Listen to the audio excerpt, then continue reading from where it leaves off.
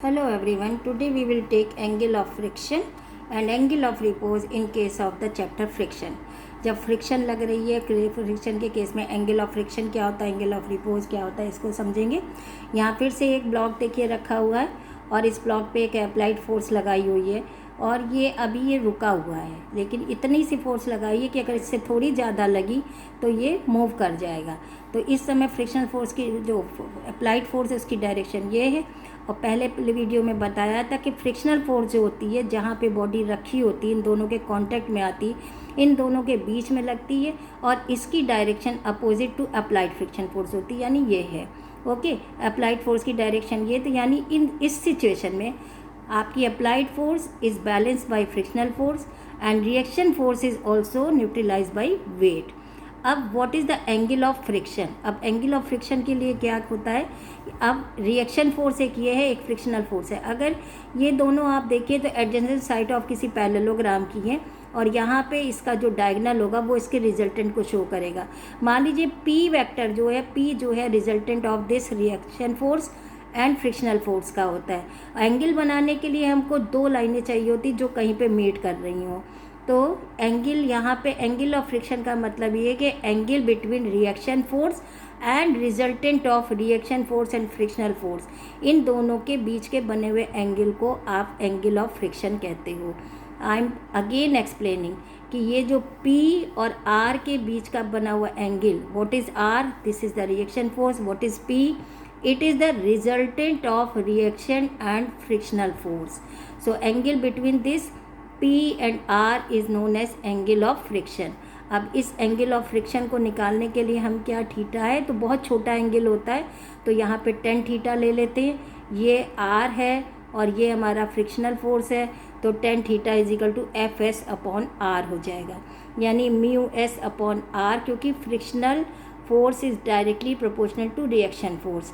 Okay, तो reaction force के frictional होने के कारण ये आर कैंसिल हो जाएगा और ये आपका जो है यहाँ तक का ये इन दोनों के बीच का बना हुआ एंगल, ये मैंने डायरेक्शन के लिए इनको लंबा दिखाया था, इनका मैग्नीट्यूड यहाँ तक जो है, तो ये जो है आपका, ये आपका शो कर रहा है क्या, ये angle of friction. This is equal to the 10 theta of this. 10 theta क्या है, angle between this R and P, ये है एंगल ऑफ फ्रिक्शन।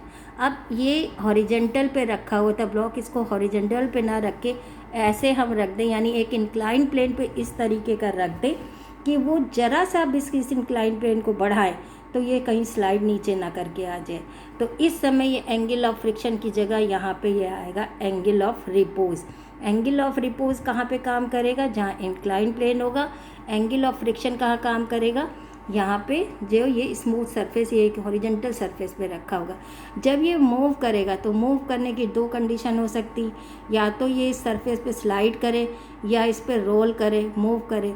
तो रोल करेगा तो रोलिंग फ्रिक्शन आ जाएगा और अगर स्लाइड करेगा तो स्लाइडिंग फ्रिक्शन आ जाएगा। ये देखा गया है कि रोलिंग फ्रिक्शन की वैल्यू जो होती है स्लाइडिंग फ्रिक्शन से बहुत कम होती है, इसीलिए जो हमारी गाड़ियाँ जो होती हैं उनके व्हील्स जो होते हैं वो रोल करते हैं, इसमें फ्रिक्शनल फोर्स, कम फ्रिक्शनल फोर्स के अगेंस्ट जो है फोर्स को हमें काम करना पड़ता है। और स्लाइड करने के लिए, स्लाइड वाली बॉडीज़ के लिए हमको ज़्यादा फोर्स की ज़रूरत होती है।